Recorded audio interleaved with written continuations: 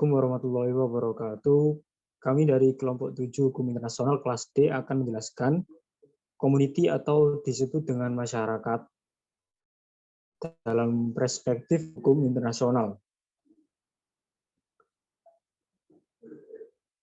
Community atau disebut dengan masyarakat dalam perspektif hukum internasional dan hukum internasional tercipta karena adanya suatu masyarakat internasional.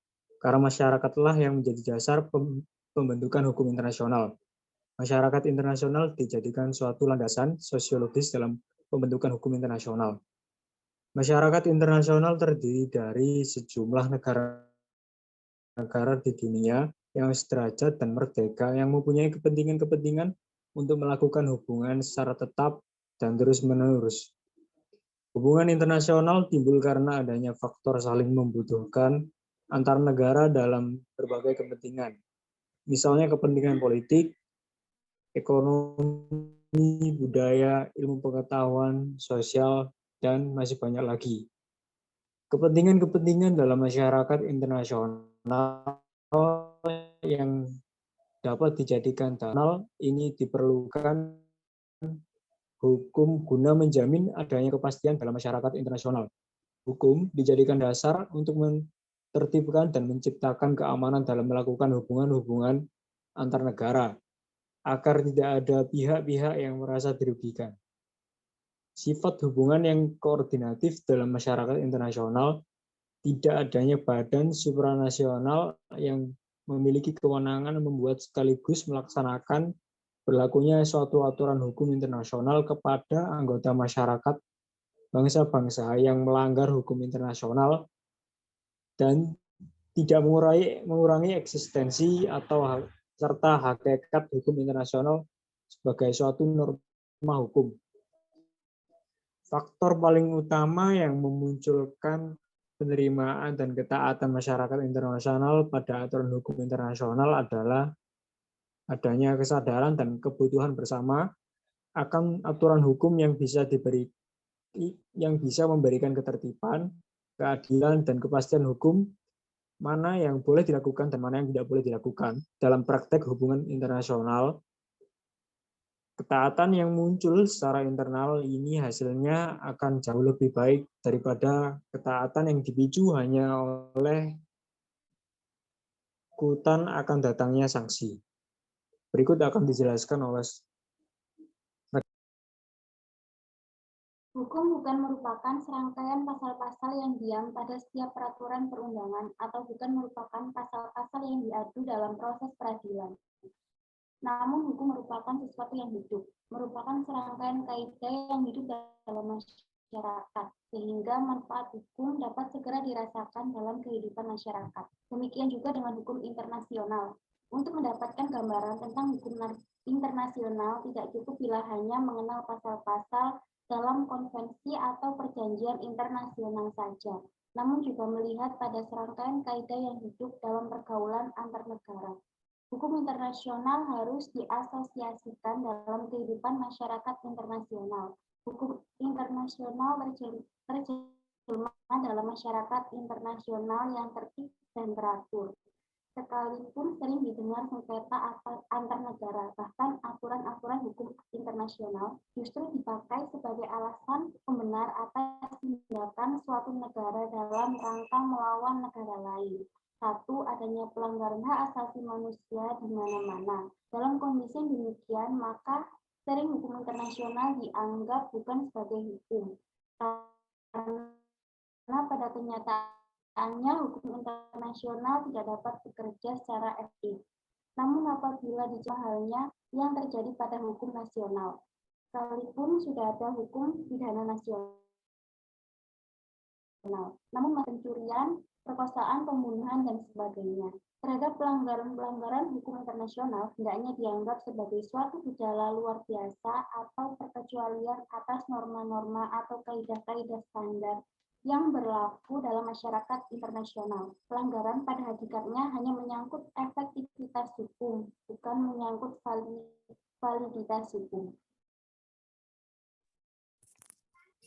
Syarat untuk adanya hukum adalah harus ada masyarakat yang berupa aturan tingkah laku, ada jaminan pelaksanaan yang berupa external power, dan terkandung di dalamnya hak dan kewajiban. Kemudian bagaimana halnya dengan hukum internasional? Apakah persyaratan-persyaratan tersebut dapat dipenuhi oleh hukum internasional? Apabila dapat, tentunya hukum internasional merupakan hukum, demikian sebaliknya. Pertama, apabila dikatakan bahwa syarat untuk adanya hukum harus ada masyarakat, seperti telah diuraikan bahwa di samping masyarakat nasional ada masyarakat internasional, dan adanya masyarakat internasional merupakan suatu kenyataan yang tidak dapat dibantah. Adapun yang menjadi anggota masyarakat internasional, di samping negara, terutama juga individu dan organisasi internasional. Kedua, bahwa hukum internasional terdiri dari aturan tingkah laku, kaidah-kaidah yang mengatur hubungan antar negara atau antar subjek hukum internasional satu sama lain. Aturan tingkah laku tersebut dituangkan dalam bentuk perjanjian internasional atau aturan kebiasaan atau prinsip hukum umum. Ketika di dalam masyarakat internasional ternyata telah ada suatu kesepakatan untuk mempertahankan aturan tingkah laku tersebut yang berupa kekuatan dari luar external power. Seperti tindakan negara lain, adanya Badan Pengadilan Internasional akan diuraikan lebih lanjut. Keempat, hukum internasional baik yang berupa perjanjian internasional atau hukum kebiasaan internasional, terkadang di dalamnya hak dan kewajiban yang harus dilaksanakan oleh negara atau subjek hukum internasional lain. Sebagaimana diatur dalam Konvensi Wina 1961 bahwa pejabat diplomatik memiliki kewajiban untuk menghormati hukum setempat, sedangkan haknya adalah untuk mendapatkan perlindungan dari negara penerima. Dalam hukum internasional terdapat kewajiban negara untuk melakukan tawanan perang pihak musuh secara manusiawi. Jadi, berdasarkan uraian di atas, ternyata 4 persyaratan untuk adanya hukum dapat dipenuhi oleh hukum internasional. Dengan demikian, hukum internasional adalah hukum dalam arti yang sebenarnya. Dasar mengikatnya hukum internasional juga faktor penyebab ketaatan masyarakat internasional terhadap aturan hukum internasional. Harus diakui bahwa di samping faktor kebutuhan, memang ada juga faktor lain seperti kekhawatiran dan kehilangan keuntungan atau fasilitas-fasilitas dari negara lain, juga kekhawatiran dikucilkan dari pergaulan internasional yang memberi kontribusi ketaatan masyarakat internasional pada hukum internasional. Namun demikian semuanya itu mengalahkan ketaatan karena faktor kebutuhan bersama akan adanya aturan hukum yang diharapkan bisa memberi rasa aman, ketertiban, keadilan, dan kepastian hukum.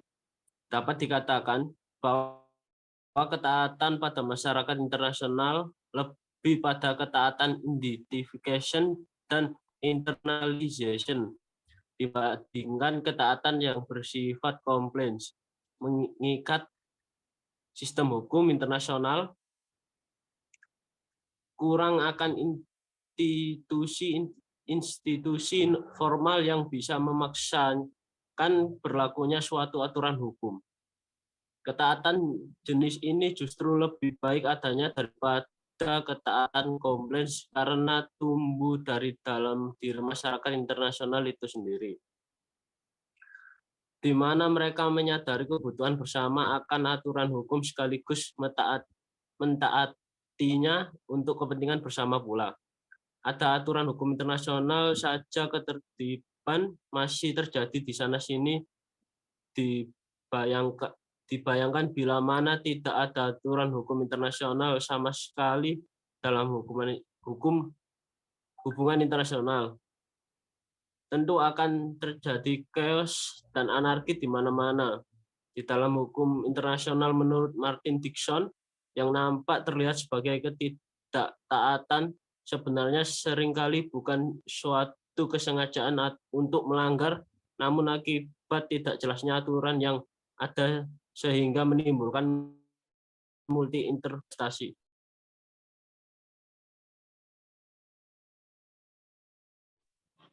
Kesimpulan dapat disimpulkan, pertama, hukum internasional merupakan hukum yang sesungguhnya hukum yang hidup dan berlaku di tengah-tengah masyarakat internasional. Kedua, faktor paling utama yang memunculkan ketaatan masyarakat internasional pada aturan hukum internasional adalah adanya kesadaran dan kebutuhan bersama akan aturan hukum yang bisa memberikan ketertiban, keadilan, dan kepastian hukum mana yang boleh dilakukan dan mana yang tidak boleh dilakukan dalam praktek hubungan internasional. Ketaatan yang munculnya secara internal ini hasilnya akan jauh lebih baik daripada ketaatan yang dipicu hanya oleh ketakutan akan datangnya sanksi.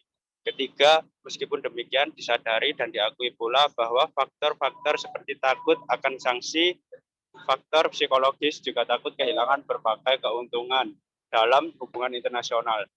Rasa solidaritas dan legitimasi juga cukup berpengaruh pada ketaatan tersebut.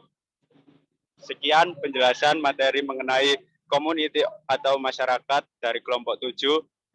Mohon maaf apabila ada kesalahan dari kami. Terima kasih. Wassalamualaikum warahmatullahi wabarakatuh.